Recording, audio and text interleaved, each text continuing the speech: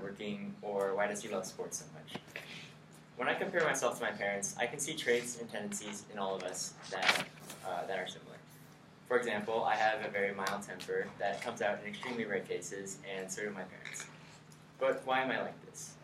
Was I born with it, or did I acquire it from my parents after seeing it and experiencing it? It is common for poor children in poor neighborhoods to go to poorer schools and hang out with more truant acquaintances. But are they like this because their upbringing and the family traits cause the truancy, or do the schools cause it? Is it nature, or is it nurture?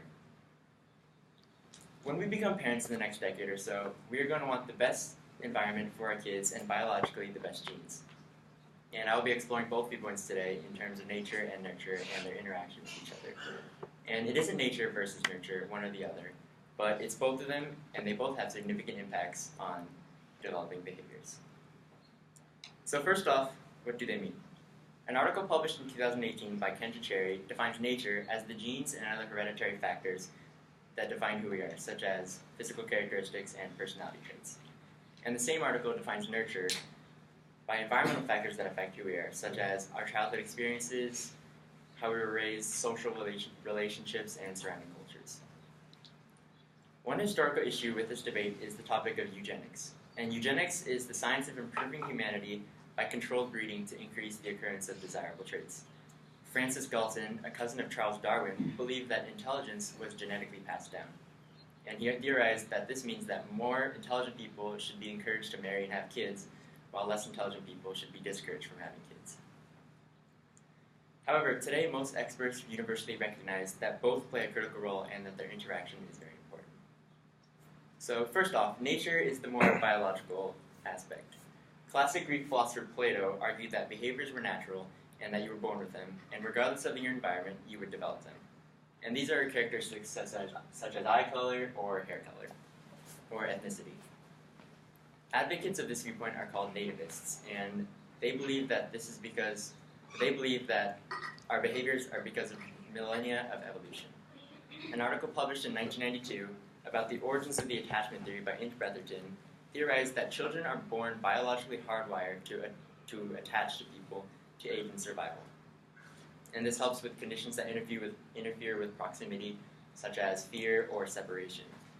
And this would help because children staying close to their family would increase their chances in survival, especially thousands of years ago. It was also theorized that maternal deprivation could result in things such as aggression or depression. Another article by Tanya Loesch in 2014 cited a few studies on identical twins that were separated.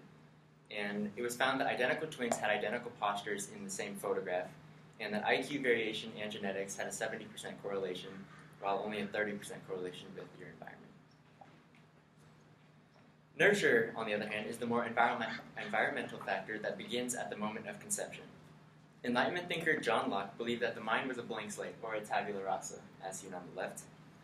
Advocates of this viewpoint are called empiricists, and they believe that you had to experience life, interact with everything in your environment to create your behaviors. One example is Albert Bandura's social learning theory. An article published by Saul McLeod in 2007 observed that children would observe people called models, and they would pay especially close attention to these models if they were the same gender as them.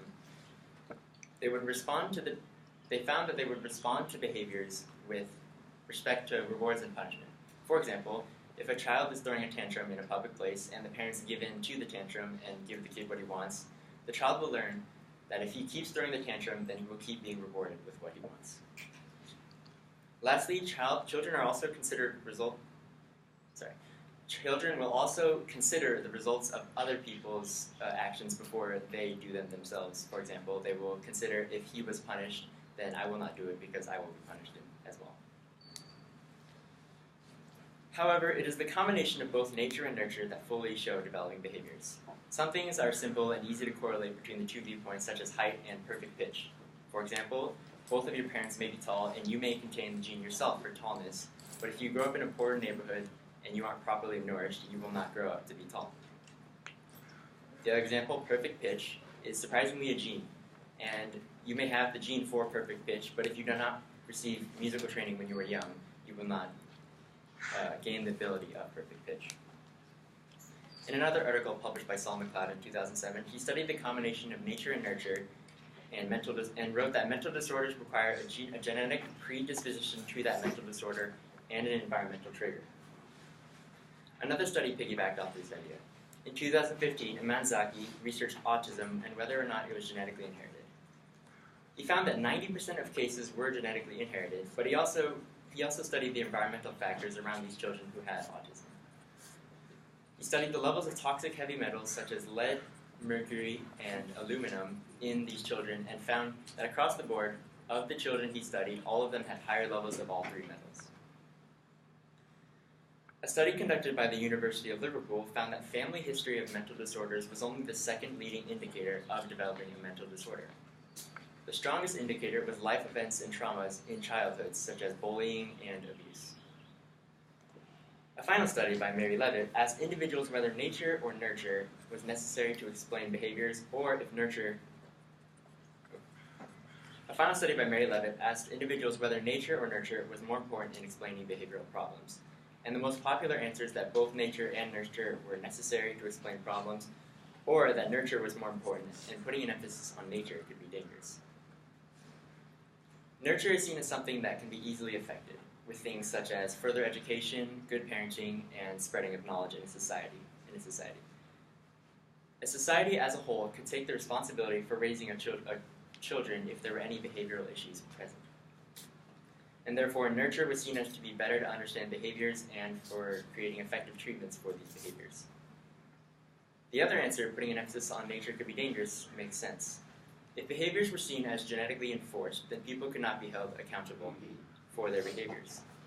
For example, if someone were convicted of murder in a society where emphasis was on nature, then he could not be held accountable for his actions because biologically he could not have done anything to control the murder gene that was passed down to him from his parents.